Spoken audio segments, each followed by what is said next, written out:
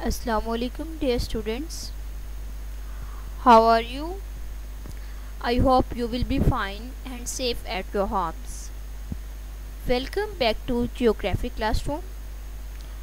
Today we are going to start lecture number 2 of chapter number 2. And the topic is weathering and its types. Before proceeding to our lecture, we have to discuss the learning objectives. We will learn about types of weathering and distinguish the types of weathering. First of all, what is weathering?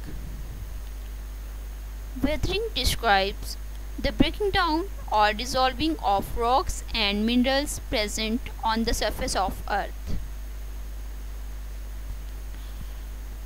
The agents involved in the process of weathering are water, ice, acids, salts, plants, animals, and change in temperature.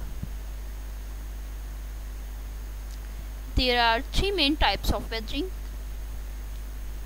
physical weathering, chemical weathering, and biological weathering.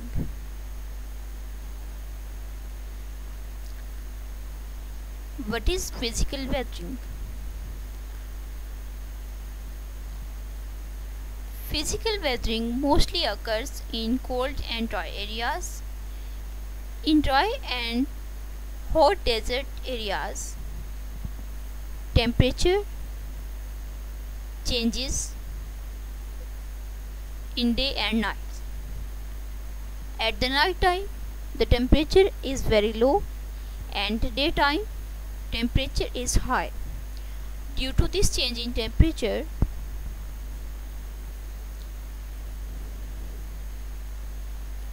rocks expand and shrink. So, wear and tear process starts in the rocks and ultimately tears them in small fragments. Mostly, the physical weathering occurs due to freezing property of water.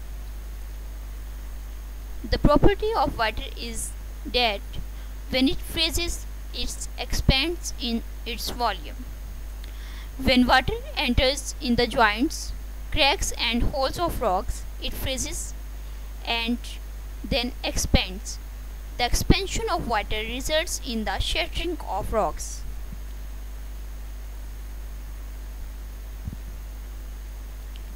The freezing of water exerts pressure on the rocks and cracks and joints are formed in the rock.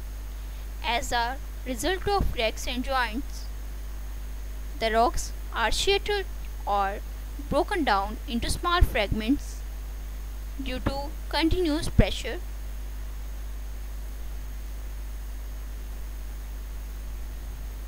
So weathering occurs in this way. Here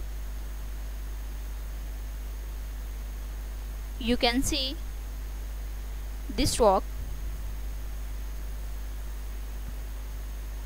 The big crack in the rock is appearing here is due to the freezing property of water. Due to freezing property of water, the water entered the rock surface and then freezed up. When the expansion of water occurred, it exerted the pressure on the rock and ultimately broken it down into pieces.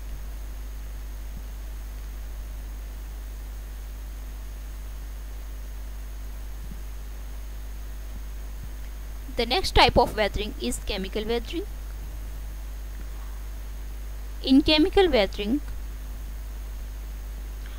mostly the rocks are composed of minerals,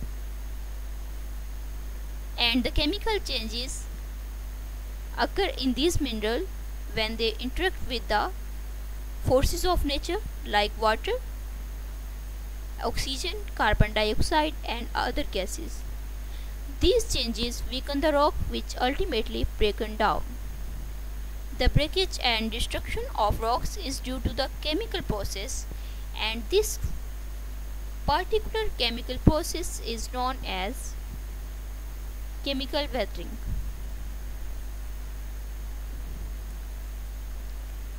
When the water interacts with the minerals of a rock, a chemical process takes place which is known as hydrolysis. Hydrolysis means lysis or broken down by water. When rainwater enters the joints and cracks of the rocks, the minerals are dissolved away from this. A most common example of this dissolution is weathering of limestone rocks. Rocks of limestone mainly consist of calcium carbonate and other soft materials. When water interacts with the rock, the natural acidity of water brings a change in rock and turns calcium carbonate into calcium bicarbonate. This calcium bicarbonate dissolves away with the flowing water and ultimately weathering occur. The weathering occur in the calcium carbonate rocks or limestone rocks is known as carbonation.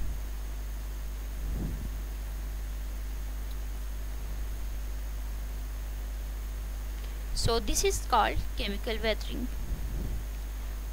Here you can see a beautiful landscape. This all the process occurred due to chemical weathering. When the water entered the rocks, due to chemical processes of oxygen, carbon dioxide and water, the minerals dissolve away and the rocks are broken down into pieces. The last type of weathering is biological weathering. It is also called organic weathering. In organic weathering, the breakdown of rocks occurs due to living organisms. As appearing from its name, bio means life or living organisms. So the type of weathering occurring due to life on earth is called biological weathering. Different kinds of animals like rats,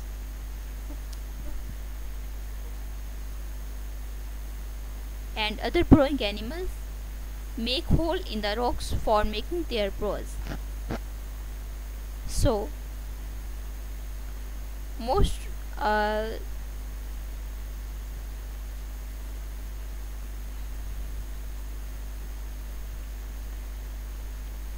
in this way, the process of making holes, the rock get weakened and ultimately undergo destruction. Some other small animals like creeping animals also play their role. Instead of them, bacteria, algae and fungi, they are involved in the process of decaying of dead plants and animals. During this process, acids are formed and these acids help in the destruction of rocks. So, biological weathering takes place. Biological weathering also occurs due to the roots of plant growing on rock. The plants growing on rocks insert their roots into the rocks, joints and spaces.